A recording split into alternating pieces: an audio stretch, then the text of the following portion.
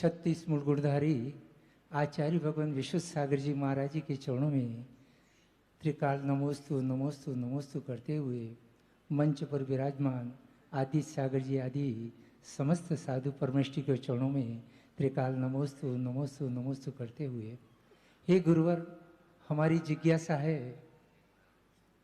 पूछिए चले जी। हे गुरुवर, हमारी जिज्ञासा है। बोलो बोलो, आवाज आ रही है, आप तो बोलो। स्वाभिमान और अभिमान में क्या अंतर है? यदि कोई बाहर में श्रावक हो या श्रमण हो, अपने स्वाभिमान की रक्षा के लिए बाहर में ऐसी प्रवृत्ति करता दिख भी जावे, तो क्या वह कषाय के खाते में जाएगा? बहुत अच्छी बात क्षुल्लक जी। एक बात ध्यान रखना कि कसाय के सद्भाव में ही सब कुछ दिख रहा है। जो कुछ भी आपको क्रियाएं दिख रही हैं वो कसाय के सद्भाव में ही है।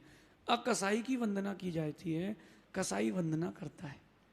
कसाय से मतलब किसी न किसी के सद्भाव का तो चौथे, पांचवें, छठवें, सातवें, आठवें, नौवें गुण स्थान में उदय है ही।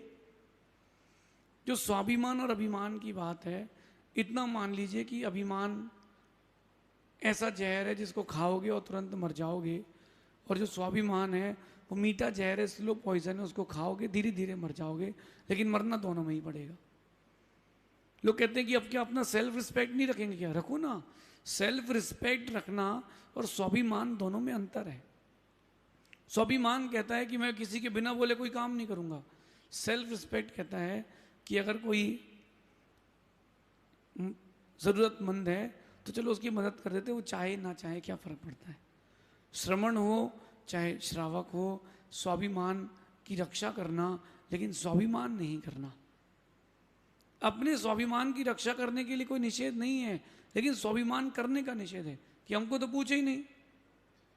मैंने एक बार बोल दिया कि अपन सब एक ही संघ है, कोई अलग तो है नहीं, तो अपन सबको 6:30 बजे शुद्ध समाधान में चलना है। मैंने गेट खोला, आप सब तैयार थे। न मैं आपके कक्ष में आया बुलाने, ना आप पूछने आए, क्योंकि एक बार तो बात हो गई थी। अब मैं तो कमरे में ही रहूंगा, मेरे से पूछे ही नहीं है, ये स्वाभिमान है। अगर कभी आपको पूछे ही नहीं जा रहा, हर समय नजरअंदाज कर रहे हैं, तो उस समय अपने स्वाभिमान की रक्षा करना। स्वाभिमान गुरु जी की भाषा में कहूं तो मीठा जहर है, मारेगा जरूर, ऐसा समझिए। अगली जिज्ञासा के लिए उपस्थित हो रहे हैं क्षुल्लक श्री श्रेयस सागर जी महाराज।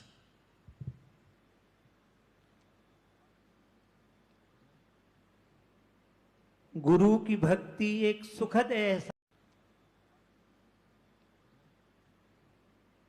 गुरु की भक्ति एक सुखद एहसास है। गुरुवर रहे कितने ही दूर मगर रहते दिल के पास हैं।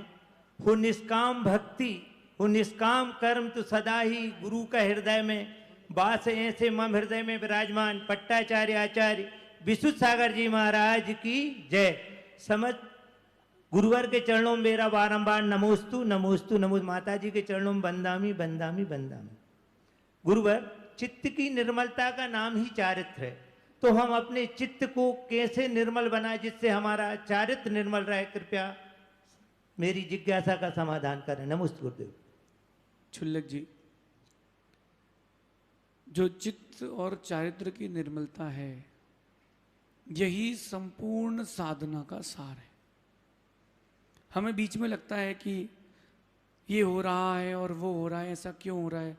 जब अंतिम समय आता है तो वो याद आता है जो विशुद्धि संग्रह की थी, और उसी विशुद्धि से संग्रह पुण्य काम आता है। तो चित्त की निर्मलता के लिए आचार्यों ने अपने षटावश्यक दिए, लेकिन उन षटावश्यक को जितनी आप गंभीरता से करते हैं, उन षटावश्यकों को जितनी रुचि से करते हैं, उतना चित्त निर्मल होता है। बाकी मैं आपको अपना निजी अनुभव बताता हूँ। कुछ साधु ऐसे हैं जिनको ध्यान करने से चित्त में बहुत निर्मलता आती है। कुछ साधु भगवान ऐसे जिनको स्वाध्याय करने से आती है। कुछ ऐसे जो धर्मोपदेश करके चित्त को निर्मल करते हैं। मैं जब लिखता हूँ तो मेरे चित्त में सबसे ज़्यादा निर्मलता रहती है। कुछ ऐसे भी हैं जो उपवास के बाद निराहार बैठ करके चित्त को निर्मल रखते हैं। तो सबकी चित्त की निर्मलता के अलग अलग साधन हैं। अपने अपने साधन हमें खोजना चाहिए। आपको आपकी उम्र के हिसाब से, हमको हमारी उम्र के हिसाब से। तो मेरा ये मानना है जिसकी स्वाध्याय में जितनी अधिक रुचि रहेगी। दूसरी चीज, उपयोग की निर्मलता के लिए उपयोग को उपयोग में ले जाना चाहिए। हम बाहर ले जा लेते हैं। जैसे एक व्यक्ति को आपने अपने पास बैठाया और दोपहर में जब कक्षा नहीं थी आपने कहा कि बेटा रोज मंदिर जाया करो, रोज पूजा अभिषेक किया करो। अच्छा, वो चटक गया, क्यों करूं, नहीं करूंगा। आप कौन होते हो समझाने वाले? फिर आपने फिर शांत किया, बेटा करना चाहिए। तो उसने कहा सोचेंगे। अगले दिन वो फिर आया, वहीं चातुर्मास था माना कि आपने अगले दिन फिर कहा, उसके अगले दिन फिर कहा। अब वो पूजा कर नहीं रहा, अभिषेक कर नहीं रहा। कहीं उसकी अभिषेक पूजा की क्रिया नहीं करने वाली क्रिया को देख करके आप अपनी विशुद्धि मत खो देना। दूसरों को समझाना तभी तक जब तक अपनी समझ ना जाए। चित्त की निर्मलता के सबके अपने अपने निमित्त हैं। आप अपना खोजना। स्वाध्याय में रुचि है, कौन से अनुयोग में रुचि है, क्या माला फेरने में आनंद आता है कि ध्यान में आता है, इसकी चित्त की निर्मलता खोजना। लेकिन ऐसा मत कहना कि सब आसन लगाओ सबसे अच्छी निर्मलता आती है, ऐसा मत ले लेना, ऐसा समझिए। नमोस्तु।